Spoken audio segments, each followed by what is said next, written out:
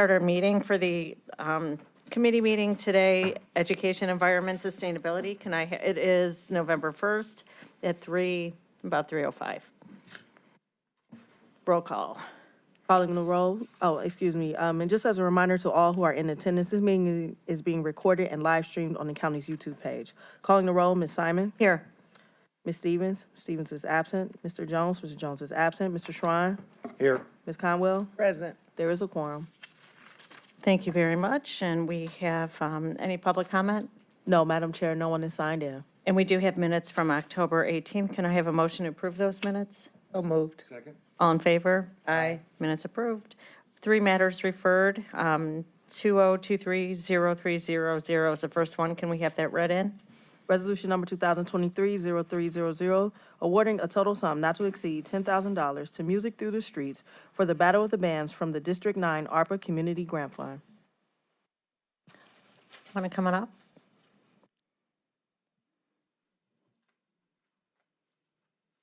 Good afternoon. Good. Green light. Right, there you go. Good afternoon. How are you guys? Good. Thank you for allowing me the opportunity to speak about Music Through the Streets. We just have your name again. I'm sorry, Don Sean Wilson. Go ahead. Yeah, thank you for the opportunity to speak about Music Through the Streets. Music Through the Streets was founded in 2007, became a nonprofit. We've been dealing with inner city students and youth to promote the opportunities that they can have using their instrumental and music abilities. Thus far, this is our 22nd annual event that we have concerning that. We do a lot of tutorials for our inner city youth. We do a lot of mentoring programs. We also promote our HBCU colleges and funds, things like that. Questions? Used Are you to, done? Yes. you used to be the director of Shaw. Yes, I was the Okay, I director at thought- I Shaw for thought you- 24 years, and now I'm at Warrensville Heights I thought School you looked, District. you look familiar. Okay. I can attest that I've seen the work of the previous director at Shaw. I did not, East Cleveland is not in my district, but many of our events align with the Glenville neighborhood that I represent, and so I know that he works very well with the students, and band is dynamic. I don't know if you guys ever been in with the Battle of the Bands, because I love that thing when it comes every year. But I can attest that I've actually seen the work that he does with the students, and that it brings them and keeps them on a straight and narrow. So I'm glad you've introduced that to the Warrensville community. Thank you, and that's our event, the Battle of the Bands. We have. What is the event? Tell us well, about it. Like, how does it work? Is it like Larchmere Porch Festival? What is this like? Actually, what happens is what we do is promote the high step and marching band. So after the tutorials and the private lessons that we teach with our students from the inner city programs, what we do is have a combination event that's usually the third Saturday of September every year. And this past year, we brought 12 high schools from not only the Northeast Ohio, but the state of Michigan, Trotwood, Ohio, Kentucky, Louisville, Kentucky. We also promote our HBCUs, so we have an opportunity for students to receive scholarships. Councilman Schron. Oh, great. That's not what I expected. I've always heard of Battle of the Bands being a rock band competition. So this is actually public school, competing against public school. I think that's really cool. Absolutely. What we cool. try I to love do it. is to allow students to understand that, a lot of students want to you think they can get scholarships only on athletics, but we're let them know that we guarantee that any students that part of our program are guaranteed music scholarships to HBCUs and colleges and universities. This is a little aside. I was watching a college football game the other day, and they said less than 2% of these kids will go on to play any kind of a sport following college. And they went through Guess what the other 98% are doing? They're working, they're playing in band, they're playing in music, they're doctors, there's lawyers, and it was really a cool advertisement saying, hey, here's where the other 98 or 99% end up, and you're sending those kids in the right positive direction. So congratulations to you. This is a different kind of battle of the bands. When I read it, I thought, oh, it's a bunch of rock bands. Not that rock bands aren't bad, not that other bands aren't fun, but this is really cool that you've got bringing together the bands that actually get on the football field and actually demonstrate their product. So congratulations to you. Absolutely, thank you. Battle of the Bands was a thing. It's probably our age or something. It is probably. It was a thing. So, okay. There was a no, group called the Beatles. I don't know if you maybe you heard of them. They Yes, did I it back have. in my era. Right. Yeah. The archives. Where does this take place? Actually, this year, we were at the Wolstein Center. Wow. But previously, we've been in, we go to different high schools or different venues to have it. You know, because I was at Shaw, we was able to host it at Shaw High School at our stadium. We moved to Euclid for about 3 years at their brand-new stadium. We're at Bedford. Our stadium at Warrensville just been completed this year. We're at Bedford for 2 years. With an outstanding crowd and capacity there. We had Alabama State here and Kentucky State University. It's probably one of our biggest spectator crowds that came out. This year we was at the Wolstein Center because of size. So we're expanding and trying to continue to grow, continue to offer scholarships to those students. Is this allocation for scholarships, or it's to pay for what? This particular, This allocation would be for scholarships, our tutoring, also to help out with our expenses as far as the colleges and universities coming in. We have expenses where travel and lodging, things like that for the college and universities, and just the overall, you know, we provide instruments to those students who need them when they go off to college. If they need an instrument, we provide those instruments as well. fantastic. So these kids will potentially get a scholarship out of this program to go play music in a band. I didn't realize there was scholarship money for the music programs. Absolutely. That's why Wow. Music Through the Streets is bringing awareness to it. And we guarantee that any student through our program will be guaranteed a music scholarship to a college university, preferably the HBCUs. Fantastic. For the record, Council President Jones has arrived to committee. And who's the judge? Who judges these bands? We have different, that's a great question. We have different judges from colleges and universities. We have former retired music teachers and things like that that come in, and it kind of enlightens them back because it brings them back to those glory days. So they have an opportunity to adjudicate the students and give them great, give the band directors great, you know, adjudications for what they're providing out there on the football field. Perfect. Do you play an instrument? I'm a percussionist. Percussionist. Yes. You just opened up a whole great line of questions. Does the recognition go to the band, or does it go to the individual within the band? Because It the goes to- scholarship would only go to the one child, I would think. Yeah, these are, the scholarships go to the individual student. Yeah. What happens at the Battle of the Bands, it's a competition.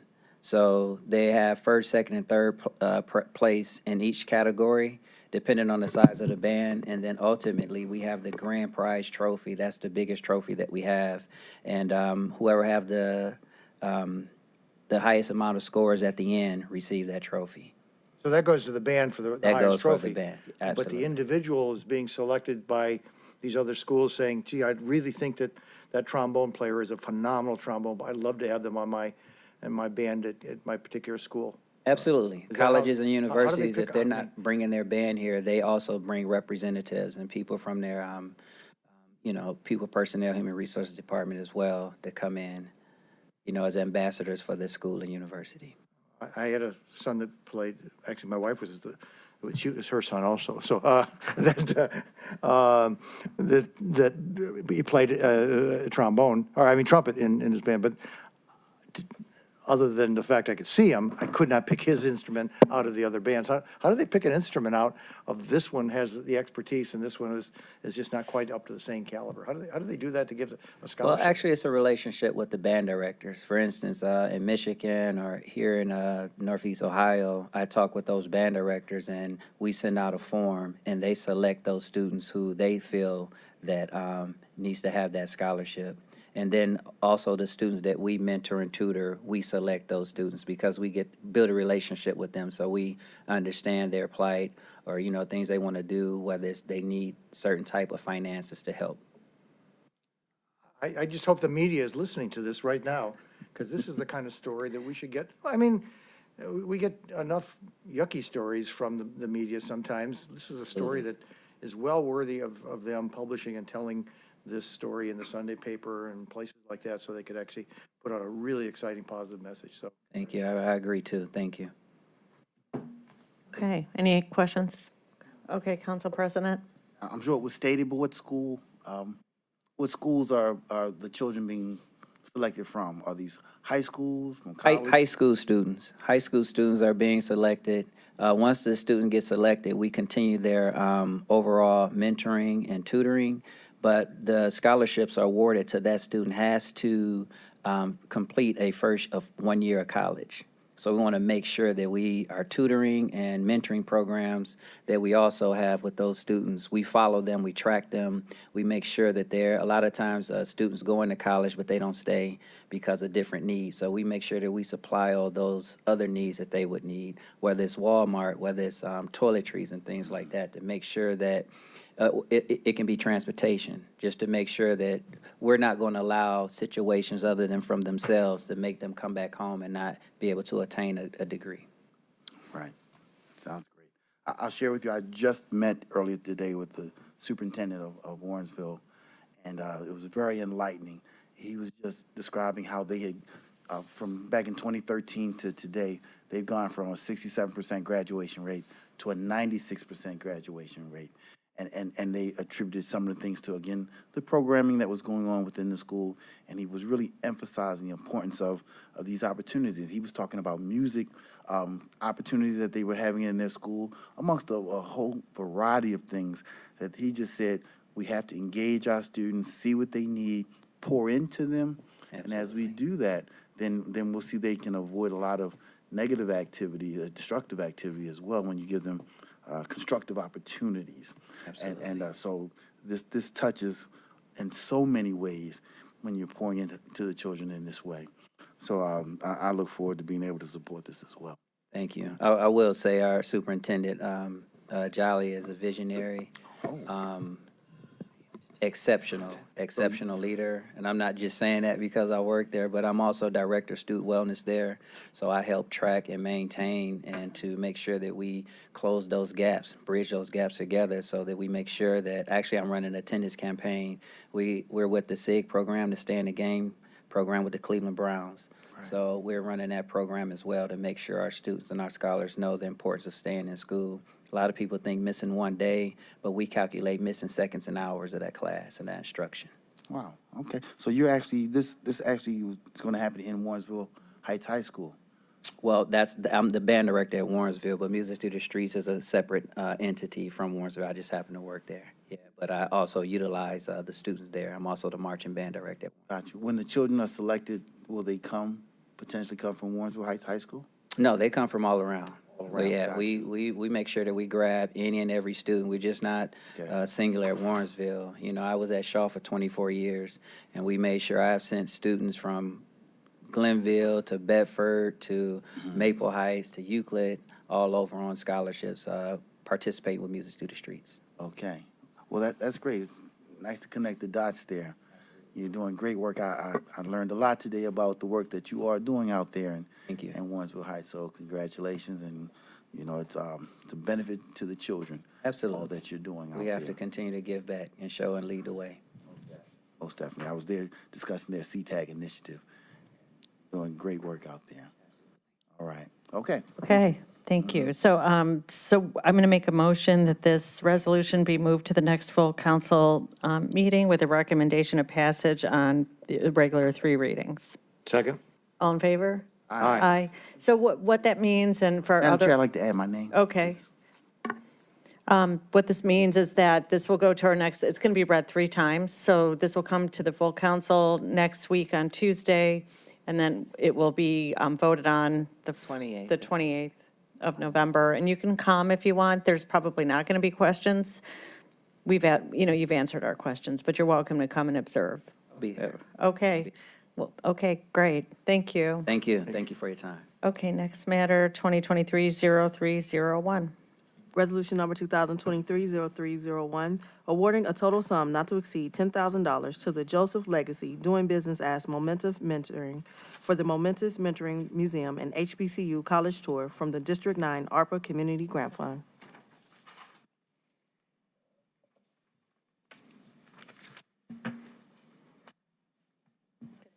Good afternoon. Good afternoon.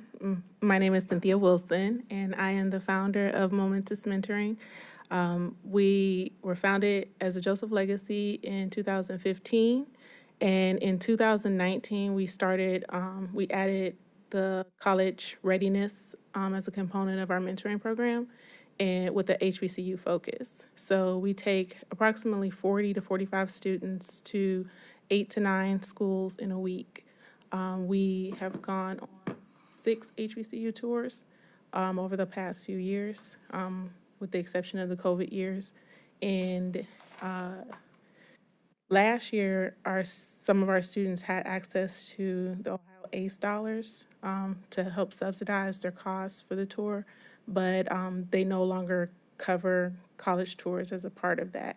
So it's been a challenge for students that don't have the financial resources to pay $1,100 for a week-long trip. And we try to budget as close to cost as possible, knowing that we need a minimum of 35 students to attend to kind of like have a little bit of extra if anything happens. So we are hosting 2 in the spring. We started focusing now on just the spring breaks. So the 2 primary spring breaks are the March 17th through the 23rd, and then the March 24th through the 29th. So that covers inner city as well as suburban schools to be able to have the opportunities, and both of those trips go different directions.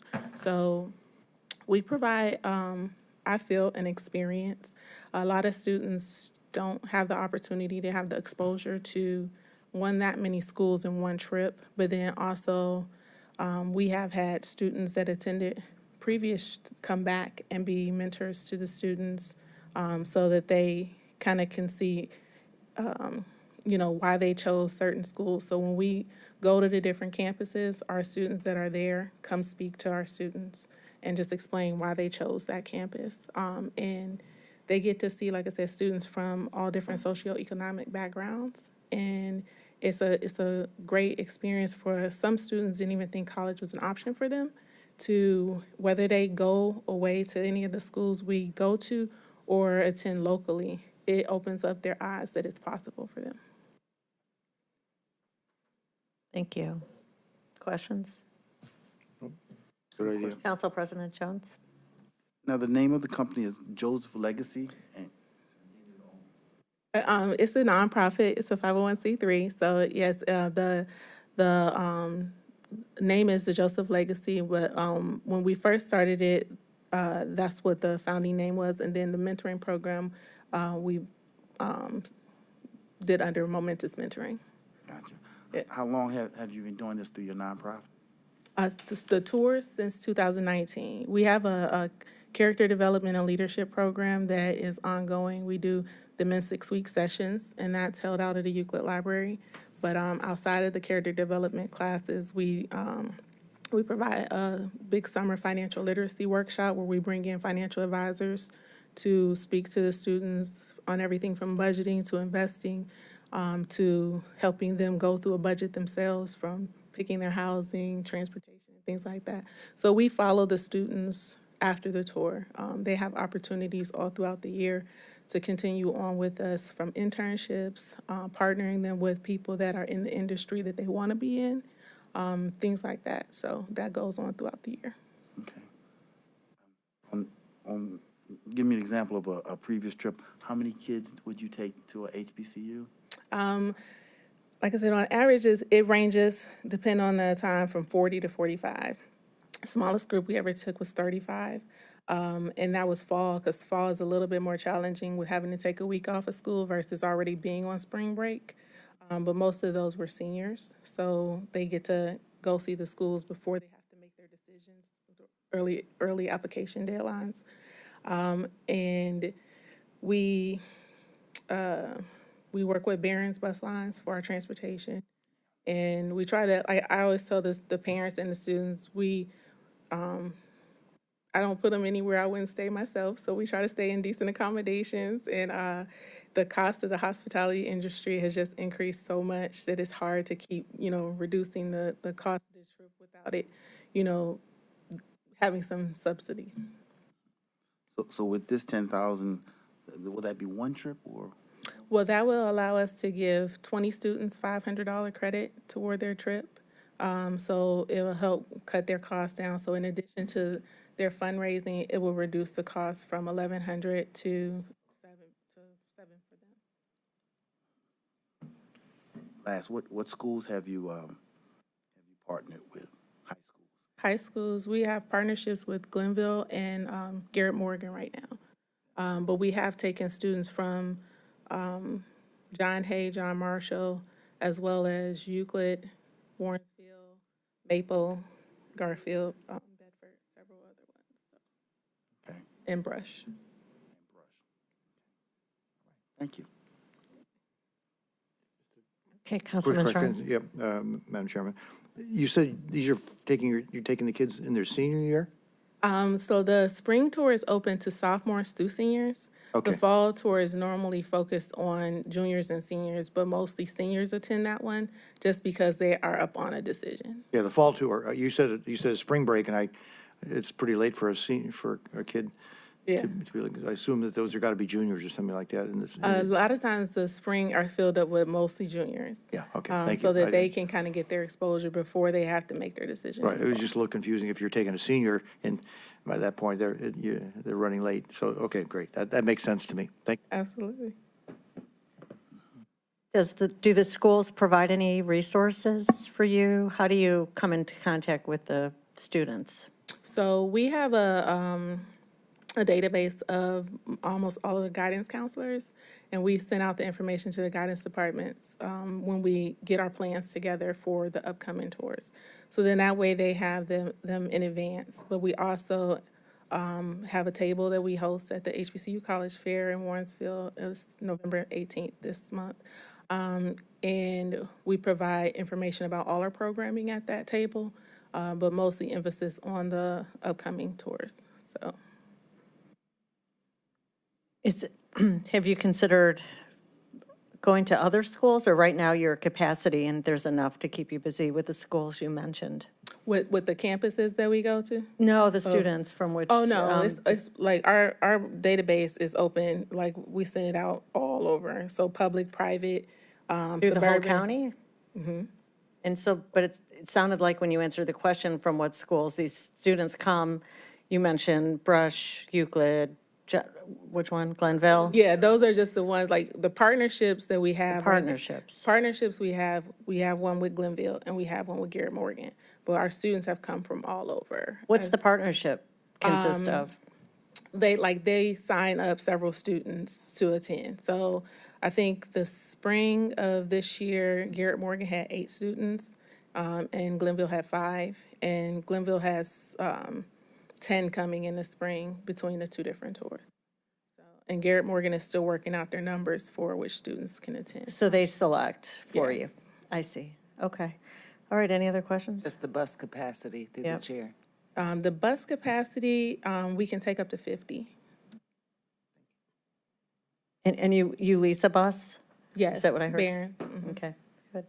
All right, without any questions, I can make a motion to move this resolution to the next full council meeting. Second. With a recommendation of passage for 3 readings. All in favor? Aye. Thank you. All right, thanks. And you heard what I said before, you can come back, but you probably don't have to. Okay. Okay, Thank we you. appreciate your time. Okay, next matter, Resolution 2023-0310. Resolution number 2023-0310, authorizing an amendment to contract number 3057 with Child Care Resource Center of Cuyahoga County, doing business as Starting Point for out-of-school time services.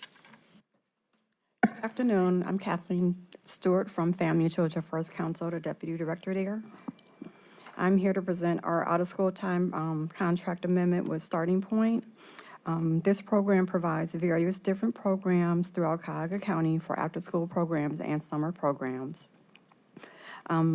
We have 34 neighborhoods that the after-school programs are in. We have 49 vendors who help provide those services. Basically, we fund additional slots to pay for the services for the youth to attend the after-school program or the summer programming. There is a very intensive evaluation component to this contract, as well as training for the vendors.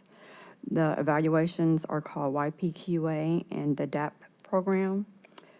The YPQA stands for the Youth Program Quality Intervention and/or Assessment, and the DAP is the Developmental Assets Profile. For the vendors, they are evaluated through the YPQA, and they will look at what the program can do better throughout the year of them providing that service. And the DAP is given to the youth who participate in the program to see what they gain from participating in the actual program. There are approximately 2,500 youth who participate through the program through each year. It's some statistics on it is there are slightly more females, there are slightly more African Americans, but not by a huge margin. And the average age is between 9 and 11, although we offer services from kindergarten all the way up until junior high. The program types that are usually that the youth usually participate in is under several different categories, such as academic, fine arts, fitness, health and wellness, life skills, recreation, safety, and other. This is a decrease in the budget for the program. This year, we're going to offer it for $1,650,000, and last year was $1,900,000. We did look at their spending over the last couple of years. The spending was decreased, but that was mostly due to because of the COVID. And I'll be able to answer any questions that you have. I have a question now. If now that COVID is, over, do you expect those numbers to go back up to where they were? Yes, we're hoping that they do go back up. As you all know, there is still a worker shortage in after-school programs, the child care areas. So these programs are also affected by that trend. Okay, so that makes sense, and this is only extended until '24, and then you'll be regrouping then and sending out, are you going to send out an RFP for this? No, what we it's just actually starting do, point. it's a sole source justification. source, Yeah, okay. So we had the first year contract and the 2 amendments were allowed. So we'll be reapplying for the sole source for 2025, but we'll start the process in 2024. So will you come back to us with a new contract at some, in yes. 20, end of '24? Yes, ma'am, yeah. And you'll know where the numbers are if things Yes. have increased? Okay. Yes, Any questions? The evaluation is always about 6 months to a year behind because cases are evaluated for our office. So they get the data dumps 4 times a year. So they look through all the data and then they tell us our numbers at the end of the year. Okay, questions? So I just want to just state to the committee, the HHS budgets were looked at as a whole, and each of those departments that had additional funds were not taking from the direct departments, but if they didn't use them this year, they utilized them in other HHS areas, so, like seniors or whatever. So it was a good agreement to still keep the dollars in their budget, but, you're not utilizing this go-round, so we'll utilize them elsewhere. Thank you.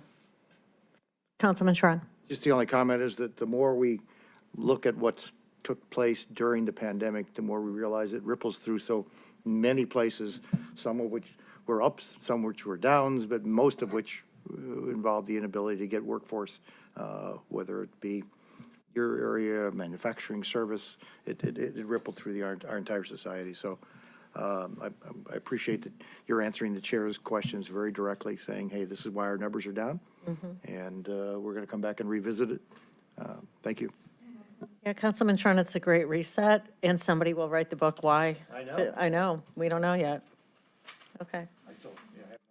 Okay, so, all right, it looks like we can read this for 3 readings, right? Okay, great. I'm going to make a motion this be moved to the next full council with recommendation of passage for second reading. Second. All in favor? Aye. Aye. Any opposed? Okay, thank you so much. Great, thank For you your all. information. Okay, have a good day.